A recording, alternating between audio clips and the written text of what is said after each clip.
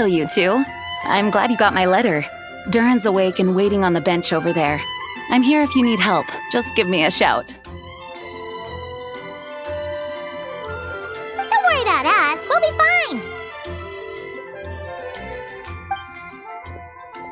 Oh, hey, you two. I just remembered what happened right before I passed out. Thanks for holding me back. I shuddered. I'm fine now. It's just... a lot of people seem to have forgotten me. Don't worry. We'll figure out a way to fix this. Why don't you start by telling us what happened? It felt so strange.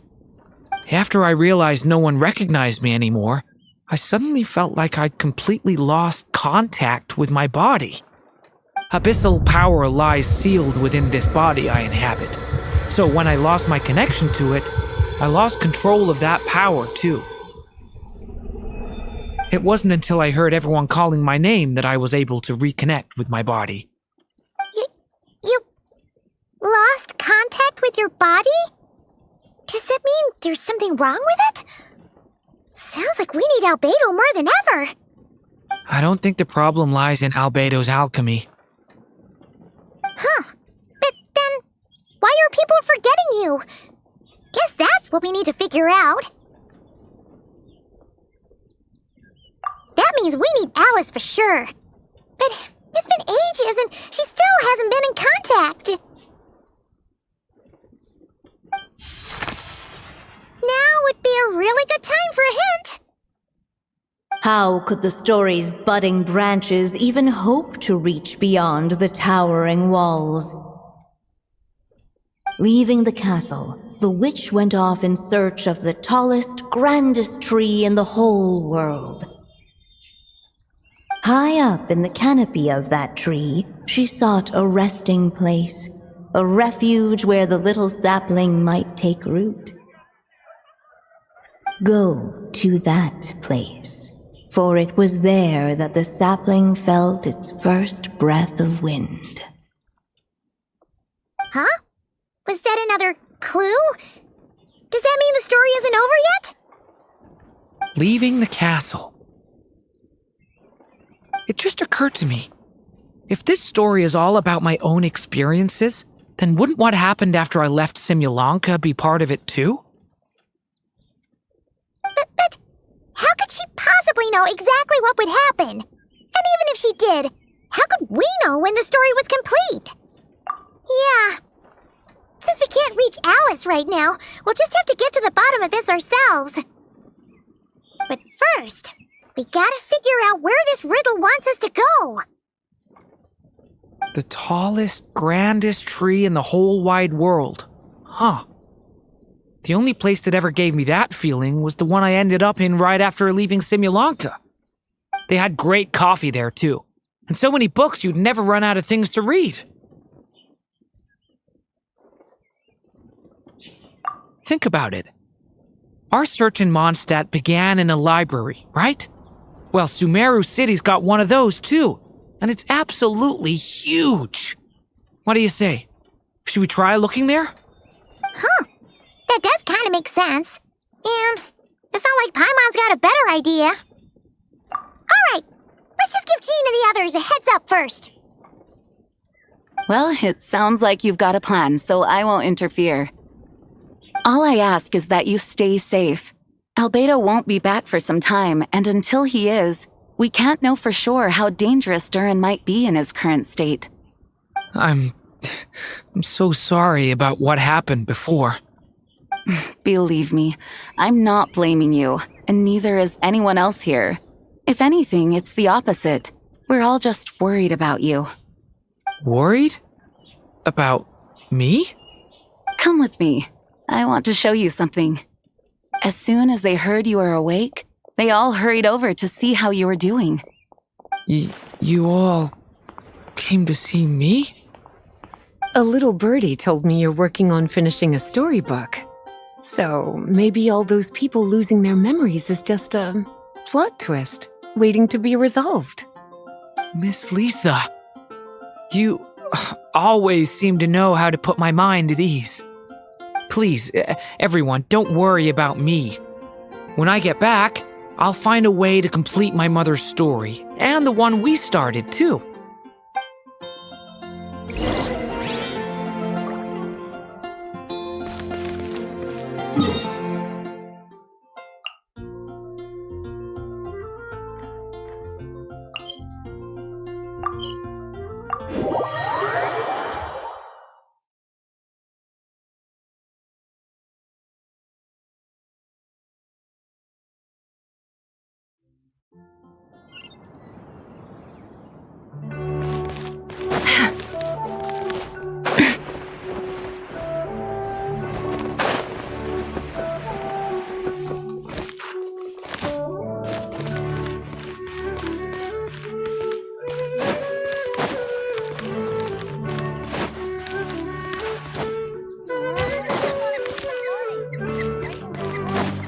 What?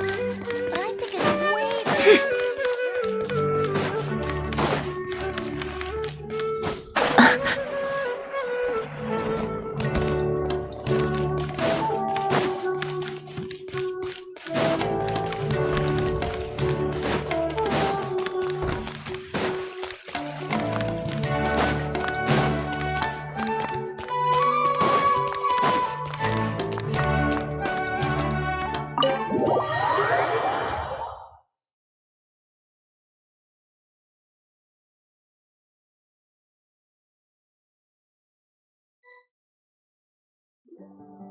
Whew. After the library hunt in Mondstadt, it's not as if Paimon was expecting this to be easy. But this... yeah... this is something else. Where do we even begin? Even the clue this time seemed kind of cryptic. Yeah. Guess the best we can do is stay on the lookout for more weird things going on. Huh? Sorry, what was that? I'm here to return Volume 5. According to the catalog, Volume 5 of this series is not available for loan. I can't accept the return of a book that was never checked out in the first place. Let me put it this way. My copy is complete. Yours, on the other hand, is missing large amounts of content. So you should swap it for mine instead. Sir, you have to understand. Managing a library is a serious business, and we have protocols in place for this kind of thing. I can't just replace an important volume in our collection based on nothing more than your word. Hey, look what the Wandering Tom dragged in. Oh, it's you. And, what is it you're doing here? I'm a traveling scholar, as you know. Isn't a library the most natural place for me to be? Well, the last time we saw you was all the way in Nodcry. Paimon just didn't expect to suddenly see you in Sumeru, that's all. There were some things I needed to come back and take care of. Some documents had gone missing, so I tracked them down, restored them to the original condition. And now, I'm here to return them. And considering what I'm planning to do next, it feels like a weight off my shoulders. What's going on with you, huh? You look like a kicked puppy. Hat guy. At least you haven't forgotten about me. What's that supposed to mean?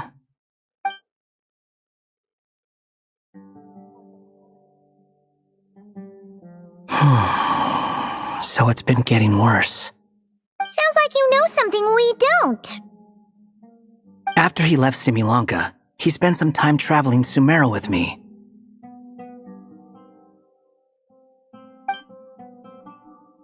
I was working on several texts at the time, and I stumbled upon something strange. Anytime Durin of Simulanka was mentioned, before long, the record would disappear. Which means, all the remaining records on Durin are about the evil dragon that fell on Dragonspine. How did you even discover that? If I remember correctly, Hat Guy loved the time he spent in Simulanka so much that he started writing a travel log. That's besides the point. The fact is, You're not affected by the ley lines of this world. I'm sure you can grasp the implications of what that means. His case is different from mine. It's more like the world itself refuses to accept his existence. It started with a few written records, but now it sounds like it's spread to people who never met him or didn't know him well. At this rate, the whole world might forget him altogether. The whole world? But that includes all my friends in Mondstadt, and even Hat Guy, too. So that's what you've been worried about all this time? Why didn't you just tell me? There are more important questions right now, like figuring out how to fix this. That mage clearly cared a lot about her child. She left that book behind for a reason. If you want answers, isn't that the place to find them? You think that didn't occur to us already? Problem is, we need to find the memory that unlocks the next chapter first. Mind if I take a look? I just want to know what secrets this book is hiding. Besides, I've run into a bit of red tape, so I've got time. Of course. Be my guest.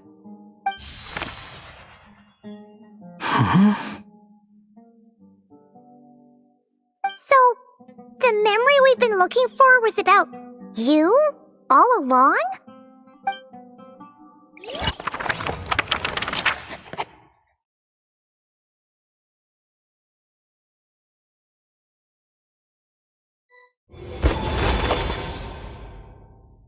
The little dragon became companions with a stray cat with dark blue fur. It was a friendship born of all they had in common. He left his castle at the stray's invitation, setting out to explore the world beyond its walls. There, he grew fond of the outside world, eager to make friends and share the story of his life.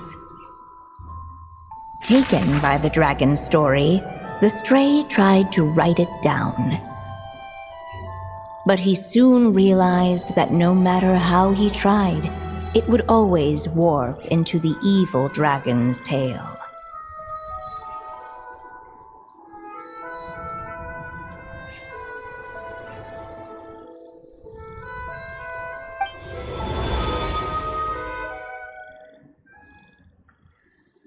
So, this is the world where this chapter takes place? Looks like we're at the top of some kind of gigantic tree. This one must be about what happened to me when I first arrived in Tevat. No wonder the memory that unlocked it was about Hat Guy. Most of my memories from that period were. Hold on. Anyone want to explain how I ended up looking like this? Maybe you've become a character in the story too.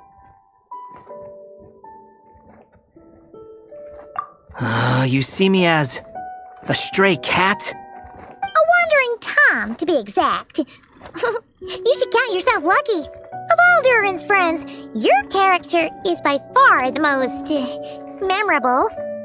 Maybe it's because I've known Hat Guy for longer, so my impression of him is more vivid than the others.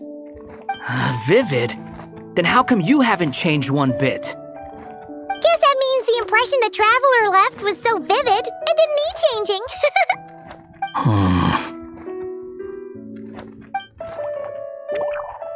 Hello, everyone! Ready for today's adventure? It's the storybook, Durin! Oh. So you're not playing yourself in this one? Does that mean the two of you have even more memorable roles to play? Where are we going today, kitty cat? Whatever. Just follow me. Same as always. Okie dokie! Can we chat along the way? If you have something to say, just say it. Was that seriously how the two of you communicated when you first got here? Yep. Anyway, how do we get ourselves out of here? Usually, the narrator gives hints to help us figure out what to do. Speaking of which, about time we got some of those, don't you think? The story's vines had woven themselves together into a giant tree, the boughs of which a little storyless dragon now paced, homeless among its leaves. He had to find a way to leave this place and set off in search of a home of his own. If he stayed, the world would erase him from its memory altogether. To leave this place? But where am I supposed to go? The little dragon felt completely lost. Just like the vines, the road ahead branched off into different directions, twisting and turning before disappearing into the mist. But as luck would have it, a prophetess waited up ahead. Perhaps she might know where each path might take him.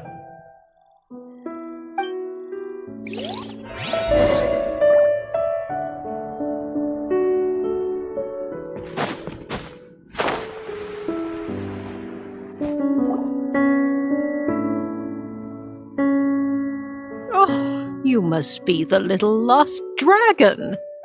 It's true. My friends and I are lost. This meeting was no accident. The prophetess was in fact the seer witch, here to present her promised gift. The seer witch? Oh yeah! That's Mona's teacher, right? The old hag? Insolent child. I am the seer witch, your prophetess, not some old hag. Sorry! Now, little lost dragon, I have come to bestow the gift I once promised. A prophecy. A prophecy? Hear me now, for my prophecy is this. One day, the dragon from beyond the castle shall be reborn, and none may avert its coming. The wind took the prophecy and swept it off into the distance. And so the little dragon was shown a path to wander. As far as I remember, once that alchemist from Mondstadt learned about the prophecy, he chose to stand with you against the evil dragon. So, what does any of this have to do with you being forgotten?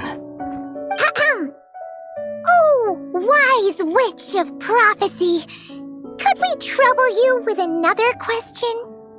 As enigmatic as she was elegant, the seer witch spoke no more, for her thoughts had long since returned to the starry firmament above. Just when we actually needed her. The seer witch was my mother's friend, so the prophecy she just gave should turn out to be helpful. Well, it's not like we've got better options. But if all we need to do is leave this place, which path should we take? Why don't we take a look around?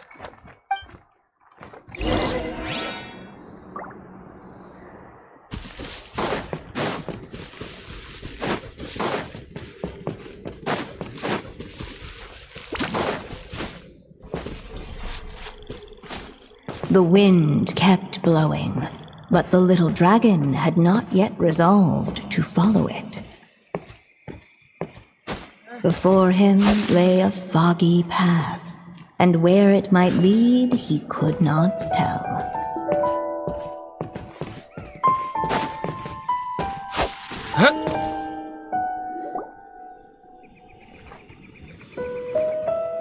If we go this way, we'll be heading back to Mondstadt just like we planned.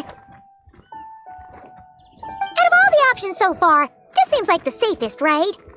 At least we know what happens next.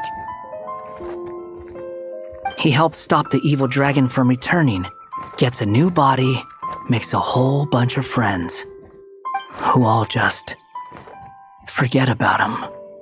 But you didn't forget, Hat Guy. I'm just saying, choosing this path wouldn't solve the main problem. you'd still end up being forgotten. Huh. I'm not against choosing this path. I just wonder what secrets it might be hiding. Let me think about it.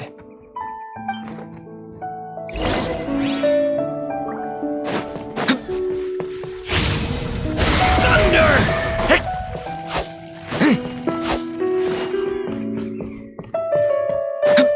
I still think you should keep going, little dragon. If you leave the castle, you can accomplish something amazing and make a bunch of friends along the way. Really? Then let's go! Unable to preserve his story, the little dragon wandered astray. Fortunately for him, a certain prophetess had left behind a prophecy to guide him. The wind took the prophecy and swept it off into the distance, and so the little dragon was shown a path to wander. Following the wind's guidance, the little dragon made his escape. In turn, the prophetess affirmed the little dragon's choice, leaving an extra secret as her parting gift. Now that you've made up your mind, I shall keep my promise by explaining fate's little trick. Long, long ago, the gods of the high heavens gave the world outside the castle a magic of its own. They called it storytelling. It was a magic of almost unshakable power that governed how people met, grew close, and understood one another. Each person had a story meant for them and them alone, one whose ending was written in the heavens long ago. In truth, your story and the evil dragons are simply two versions of the same tale, and that is something the magic of storytelling cannot abide. Beyond the castle's walls, your story cannot take root, for the evil dragon's tale has done so already.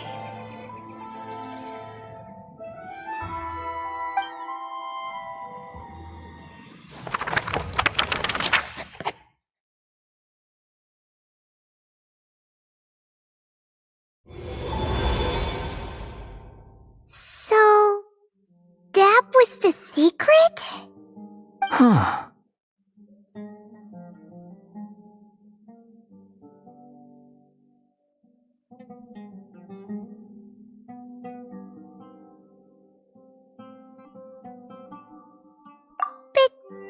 But, what does that mean?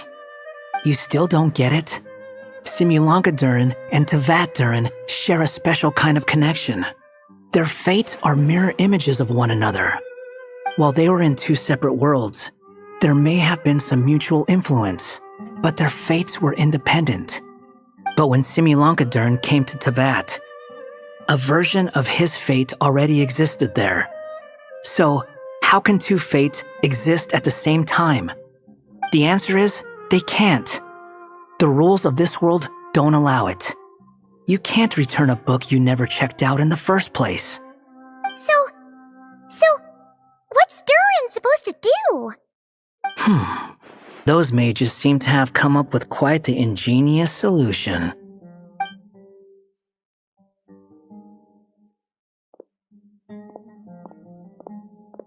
I'm here to make a return. As I said, there's no record of Volume 5 of this series ever being checked out. Then just think of this as Volume 6. Based on what I know, the author was planning on publishing another volume anyway. The catalog does have a slot reserved for Volume 6. So, this is it? Sure, let's go with that.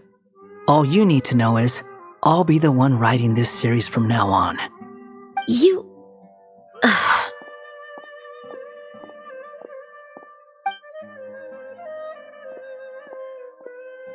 What are you up to this time? Remember the red tape I mentioned before? Well, I just took care of it. Now, I guess you'll be off to see your alchemist friend? It should be pretty obvious by now. He has the answers you're looking for. Well, we do have a whole bunch of things to confirm with Albedo, that's for sure. But didn't Jean say he'd be gone for quite a while? I'll join you. Just let me know when it's time to go. Hat guy? Don't sound so surprised. I'm part of this story too, aren't I? I'm just playing my role. Well, yeah. But it's not that. I just feel like you want to help, but something's holding you back. When I first realized you were being forgotten by the world, I thought it might be because you spent too much time with me. I even thought cutting our ties might be the only way to fix it. Why would you think that?